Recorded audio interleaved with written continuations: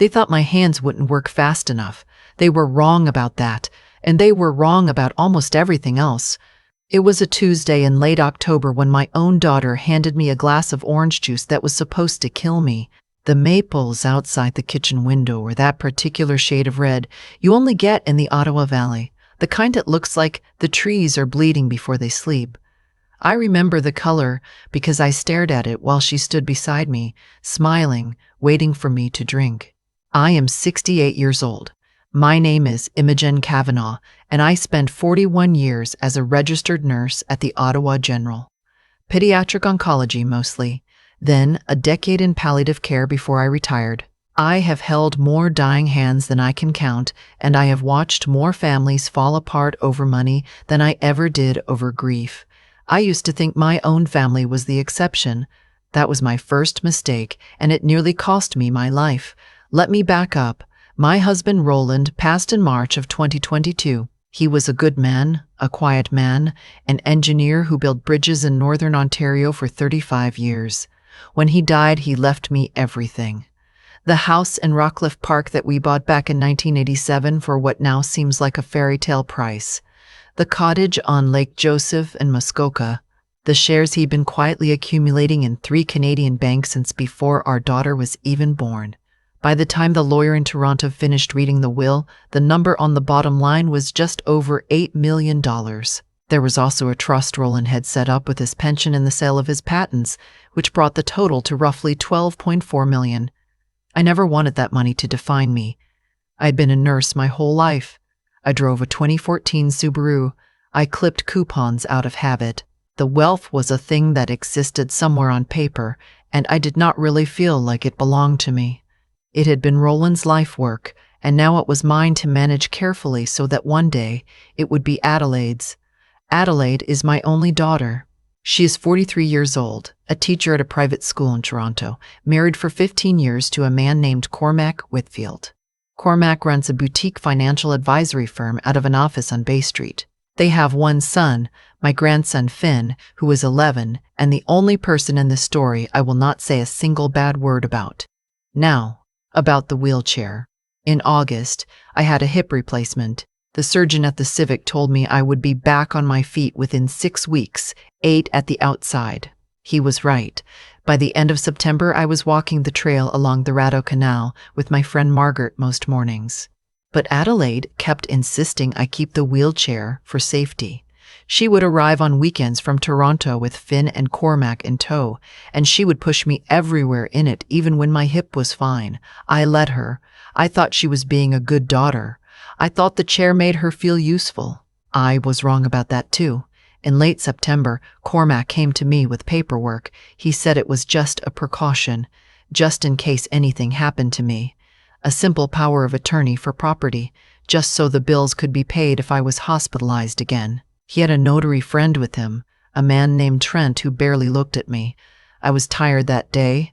My hip was aching from the rain. I signed it. Adelaide kissed my forehead and said, "Mom, you're so good to us." 3 weeks later, I noticed the first transfer. I was reconciling my checking account at the kitchen table the way I do every Sunday morning with a cup of red rose tea and the radio on low. There was a withdrawal of $42,000 to an account I did not recognize. I called the bank. The teller told me the transfer had been initiated by Cormac Whitfield, attorney in fact, and was perfectly within his rights. I hung up before she could hear me cry. I did not call Adelaide. I did not call Cormac. I did not call the police. Some of you watching are going to get angry with me right now. I know, because every time I tell this story, someone says, "Why didn't you go straight to the RCMP? Why didn't you change the locks? Why didn't you scream?" And I owe you an honest answer, because I am a nurse. And nurses know that when you are bleeding internally, the worst thing you can do is panic and run. You stay still. You assess, you figure out where the wound is and how deep it goes before you make any sudden movement. If I had confronted Cormac that Sunday, he would have moved every dollar to an account I could not trace, probably in Cayman, where his firm has correspondent relationships, and I would have spent the rest of my life in court. So I did what nurses do. I sat very still, and I started watching. Over the next 6 days, I went through every piece of paper in Roland's old filing cabinet. I found the original will. I found the trust documents. I found that the power of attorney I had signed was not the limited one Cormac had described to me. It was a continuing power of attorney for property, and it gave him authority over everything, every account, every share, every property. I called Roland's old lawyer in Toronto, a woman named Patricia Greenhell, who has been a family friend for 30 years, and I asked her to come up to Ottawa on Friday for what I called a quiet visit. I did not tell her why on the phone. I did not trust phones anymore. On Thursday night, the night before Patricia was supposed to arrive, Adelaide called me. She said she and Cormac were driving up Friday morning instead of Saturday. They wanted to take me to the cottage for the weekend. Just the three of us, to see the leaves before the snow came. Finn was staying with Cormac's mother. Just family, she said. Just us girls and Cormac like the old days. I knew then. I cannot tell you how I knew. Maybe it was 40 years of reading Patience, watching how people lie when they are afraid. Maybe it was the way her voice went up at the end of every sentence, the way it used to when she was 8 and had broken something in the kitchen. Whatever it was, I knew that if I got into a car with them and went up to that cottage, I was not coming back. I called Patricia and told her to come Saturday instead, to the cottage. I gave her the address. I told her to bring her associate and to bring everything she had on the trust and the will.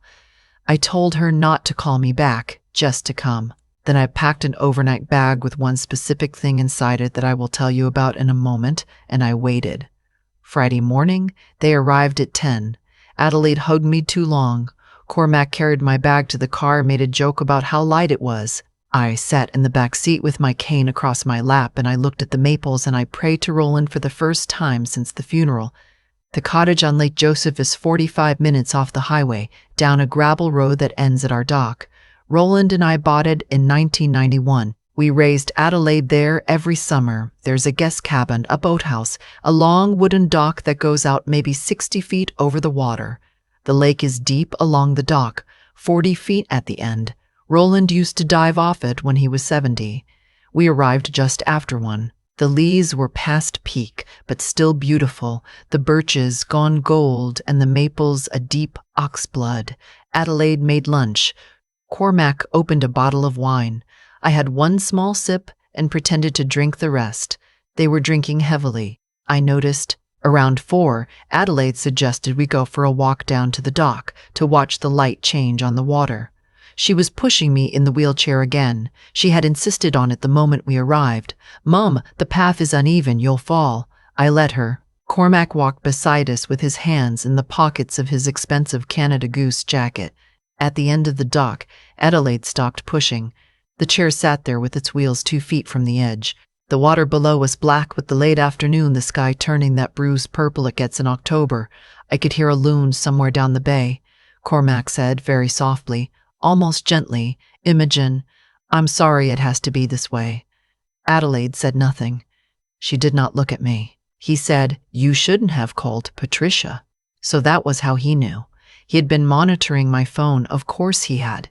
His firm specialized in security software for high-net-worth families. He had probably been reading every text and email I sent for months. He said, "It'll look like the brake failed. The chair is old. The dock is wet. The coroner won't ask twice." Adelaide finally spoke. She said, "Just close your eyes, Mom. It'll be fast." And then she pushed. The wheelchair went off the end of the dock, and so did I. I hit the water on my left side.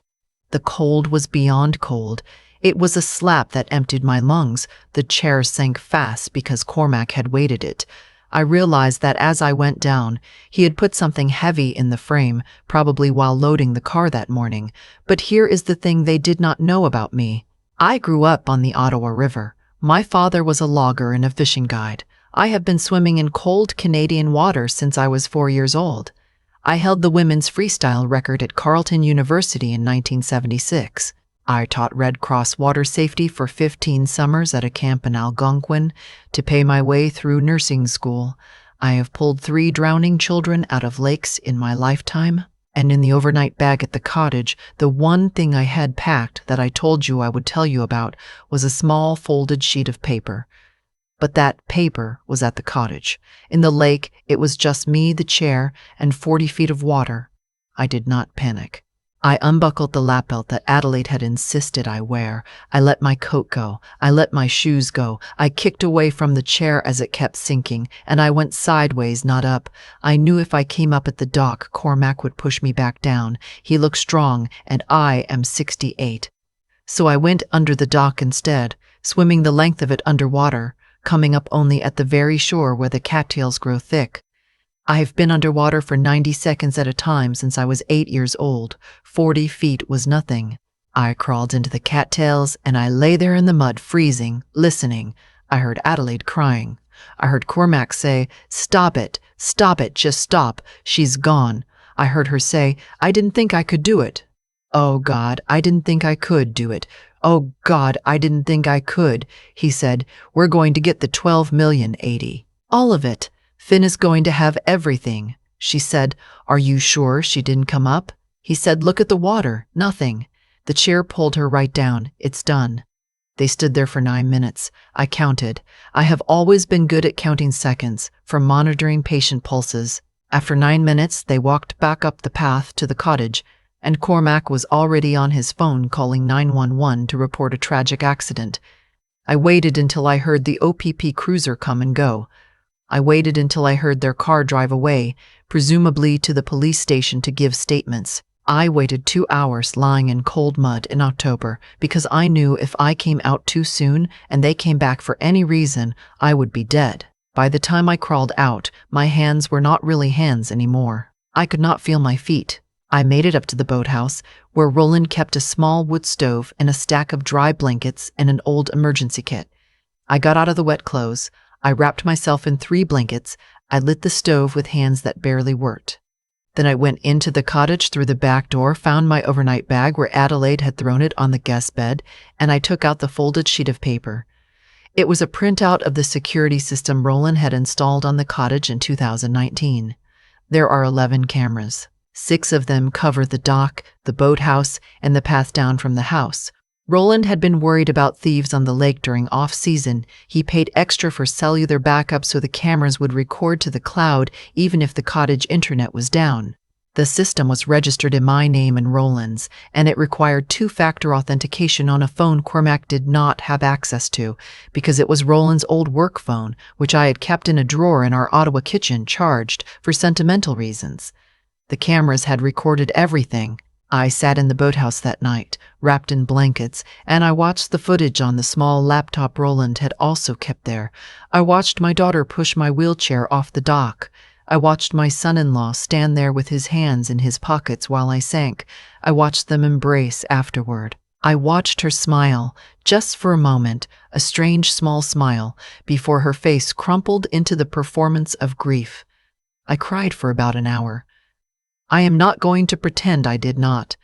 43 years of motherhood went into that lake along with me, and not all of it came back up. Then I stopped crying because I had work to do. Patricia Greenhalgh arrived at the cottage at 9 the next morning, Saturday, exactly as planned. By that point, I had taken a hot shower in the boathouse, eaten a can of soup, slept 4 hours, and downloaded every minute of footage to 3 separate drives, one of which I had hidden in the woodpile. I had also called my brother Hugh, who lives in Kingston and is a retired Ontario Provincial Police Staff Sergeant. Hugh was on the road by 6 in the morning. When Patricia walked into the cottage, I was sitting at the kitchen table in Roland's old flannel shirt, drinking tea. She took one look at my face and said, Imogen, what has happened? I said, my daughter and her husband murdered me yesterday afternoon. They are right now telling the OPP that I drowned in a tragic accident. I have video of all of it. Sit down. She sat down. By noon, my brother Hugh had arrived with a friend of his named Inspector Kowalczyk from the OPP Major Crimes Unit in Orillia. Patricia had her associate driving up from Toronto with a forensic accountant. By 2 in the afternoon, we had a plan. We did not move quickly. That was Hugh's advice and Patricia's advice and the inspector's advice, and it matched my own instinct. I had survived. I was safe. I was safe. Adelaide and Cormac believed I was dead, which meant they would now begin the process of probating my will and accessing the trust. Cormac, with his power of attorney, would start moving money. He would not be careful because he would believe there was no one left to catch him, and every transfer he made was now evidence of intent. So for 9 days, I stayed dead. I stayed at a friend's cabin on a different lake 2 hours away in a place no one in my family had ever been. Patricia watched my accounts. Hugh ran point with the OPP. The inspector got warrants for Cormac's firm. The forensic accountant traced money through 3 shell companies in British Columbia and 1 in Bermuda. Cormac, in the 9 days I was officially missing and presumed drowned, moved roughly $2.1 million. He also took out a $600,000 loan against the Rockcliffe house, using the power of attorney to cover funeral expenses and estate fees. Adelaide, meanwhile, had started looking at private schools in London, England. On the 10th morning, a Monday, the OPP picked them up. Cormac was arrested at his Bay Street office at 9:15. Adelaide was arrested at her school during her free period. They were charged with attempted murder, fraud over $5,000, theft over $5,000, and a list of related offenses that Patricia rattled off so fast I lost count. Because no body had been found and I was alive, the charge of murder did not stick, but attempted murder is a serious indictable offense in Canada, and the Crown had video. The video was the thing. I want to talk about the video for a moment, because every single comment I read on these stories asks the same question. Why didn't you call the police right away? And I want you to understand the answer because it is the most important lesson of my whole life. If I had called 911 from the cottage that Friday night, dripping wet and hypothermic, with no witnesses and no body in the water, and my daughter and son-in-law already at the police station performing grief, what do you think would have happened? I will tell you. The OPP would have taken my statement. They would have called Cormac. He would have said his mother-in-law is suffering from early dementia, that she has been confused since her husband's death, that she had threatened to harm herself, that the family is devastated. He has the bearing for it. He has the suit for it. He would have produced documents about my hip surgery, about my anesthesia complications, about my concerning behavior. Adelaide would have wept. The officers, who do not know me, would have looked at a hysterical, wet old woman in a flannel shirt and a polished Bay Street financial advisor in a Canada Goose jacket, and they would have made an assessment. I would have ended up at the Royal Ottawa under psychiatric assessment, and within 6 months I would have been declared incompetent, and Cormac would have had everything. This is not paranoia. This is what nurses see every day. I have watched it happen to 3 of my own patients. Wealthy widows whose adult children quietly arranged competency hearings. The system is not built to protect us. It is built to be efficient. And efficient in a hurry looks a lot like the well-dressed man. So I did not call the police. I called my brother, who is the police, and my lawyer, who has known me since 1995, and I made sure that when the OPP did get involved, they were brought in by people who knew my mind was sharper than Cormac Whitfield's would ever be. The trial was last spring. I will not bore you with the details. Cormac got 14 years. Adelaide got 9, reduced for cooperation, because in the end she turned on him and testified that he had been planning my death for over a year, that he had researched the cottage's security system but missed the cellular backup, that he had chosen the wheelchair specifically because it would seem like the brake had slipped. She told the court she had wanted to back out 100 times. The Crown asked her why she did not. She said, "Because Cormac told me Mum was going to leave everything to a charity." That was a lie he had told her. I had never said any such thing. He had been working on her for 2 years, drip by drip, the way that kind of man works. I have not seen Adelaide since the trial. I will tell you honestly, I do not know yet whether I will. She writes to me from the institution in Kitchener. The first 3 letters I burned without opening. The 4th one I opened. It said only, "Mom, I am so sorry. I do not expect you to forgive me. Please tell Finn I love him." I have not written back, but I keep that letter in the drawer of my bedside table, and some nights I take it out and look at it. She is still my daughter. The water did not change that. Nothing will. Finn lives with me now. Cormac's mother fought for custody and lost, because Patricia did her work. He is 11.